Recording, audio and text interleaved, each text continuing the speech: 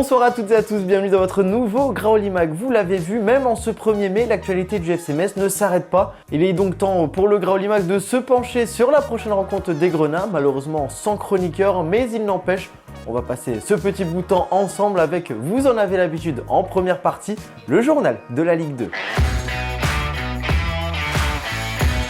Ce vendredi soir, le FC Metz reçoit Rodez pour le compte de la 33e journée de Ligue 2 BKT. Et une question se pose, faut-il préparer les playoffs ou bien faut-il continuer à espérer? Deux étiquettes totalement différentes pour une seule et même rencontre. Mais avant de tenter de répondre à cette question, on va se pencher sur cette équipe de Rodez, si vous le voulez bien, avec notamment leur 14e place de Ligue 2, avec 37 points, 9 victoires, 10 nuls, 13 défaites, 52 buts inscrits, 50 buts encaissés. Et le bilan est assez particulier. Cette équipe est tout simplement la 3e meilleure attaque à égalité avec le Paris FC et l'en avant Guingamp, grâce notamment à cet homme, Timothée Nkada. 16 réalisations pour l'attaquant du RAF. En effet, malheureusement, derrière, ça ne suit pas vraiment puisqu'il s'agit également de l'avant-dernière défense du championnat. Un bilan contrasté qui devrait donner lieu à une rencontre plutôt ouverte pour le FC Metz. Et tant mieux, même s'il faudra faire avec des absences cette semaine encore. Joël Assoro, vous en avez l'habitude depuis quelques semaines maintenant, une blessure de longue date. Il y aura également Jesse Deminguet et Sadibou Sané. Les deux joueurs ne peuvent pas encore reprendre leur place dans le 11 de Stéphane Le Mignon qui devrait ressembler à peu près à celui du déplacement au Nou Camp face à Pau. On va revenir justement sur cette composition d'équipe avec dans les buts Arnaud Baudard, en défense Kofi Kouao, Ismaël Traoré, Michel Mboula et Mathieu Hudol. Dans le cœur du jeu, Benjamin Stambouli est associé à Alpha Touré, à Blaise Jalot et Gauthier sur les ailes. Devant, Sabali est associé à Idrissa Gueye. Une défense certes identique, mais une animation différente. En effet, les choix de Stéphane Le Mignon n'ont pas été payants. C'est lui-même qui le dit en conférence de presse. Je vous propose de l'écouter. J'avais pris le risque parce qu'il fallait gagner les matchs, de défendre avec, on va dire, pour simplifier, moins de joueurs.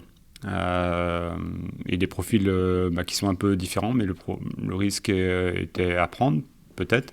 Il fallait forcément une qualité technique aussi, parce que si on est exposé, c'est qu'on a un déchet technique aussi dans les zones de construction. Et le risque, il n'a pas été payant. On a en effet, depuis plusieurs matchs, on subit beaucoup de situations contre nous.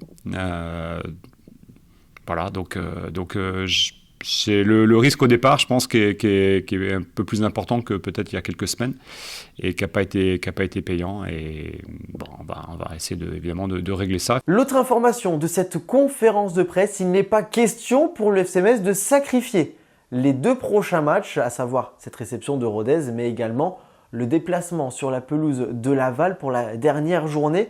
En effet, les Grenats ont besoin d'aller rechercher quelques certitudes, notamment mentales, retrouver de la confiance, et retrouver également une dynamique, que ce soit pour préparer les playoffs ou pour tendre la main à cet infime espoir de récupérer la 2e place de Ligue 2. Car oui, c'est encore possible. On va se pencher justement sur les différents scénarios pour aller chercher ce précieux sésame.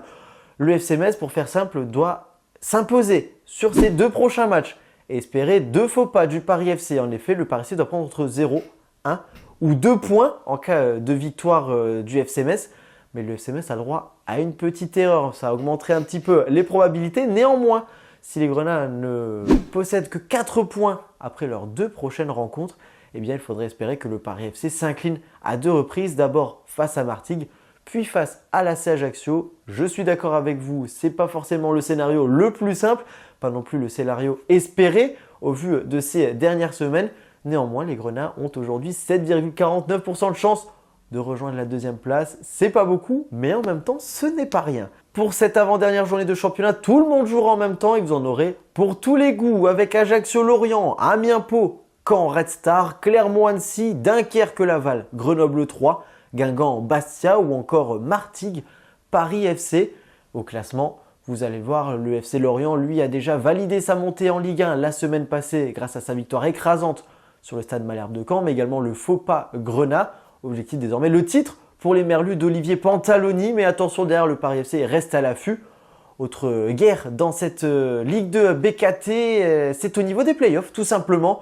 2 places pour 4 équipes. Dunkerque et Guingamp sont favoris, mais derrière, Laval et Annecy restent pas trop loin, en espérant pouvoir peut-être tirer leur épingle du jeu avant la fin de la saison. Et au bas du classement, si le Stade Malherbe de Caen est relégué en national, eh bien la lutte pour le maintien continue de battre son plein, avec notamment Clermont, Martigues, qui veulent espérer réaliser un miracle et pourquoi pas dépasser le Red Star, ou encore Rodez qui n'a pas validé mathématiquement son maintien. Voilà ce qu'on pouvait dire sur ce match entre le FC Metz et Rodez. On va passer maintenant à un joueur que tout le monde adore du côté du FC Metz, tant dans le staff, dans les joueurs, mais également du côté des supporters. C'est l'heure du focus.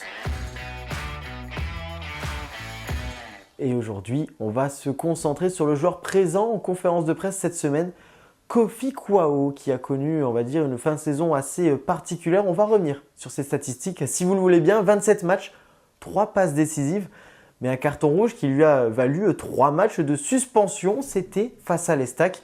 Il est encore sous contrat jusqu'en juin 2026. Et évidemment, lors de cette période, eh bien, Kofi Kouao n'a pu que constater les dégâts, notamment ces 2 matchs nuls face au Stade Malherbe de Caen, 2 buts partout, et face au Red Star, 2 buts partout, de quoi accentuer peut-être un petit peu sa frustration, comme il l'a expliqué en conférence de presse.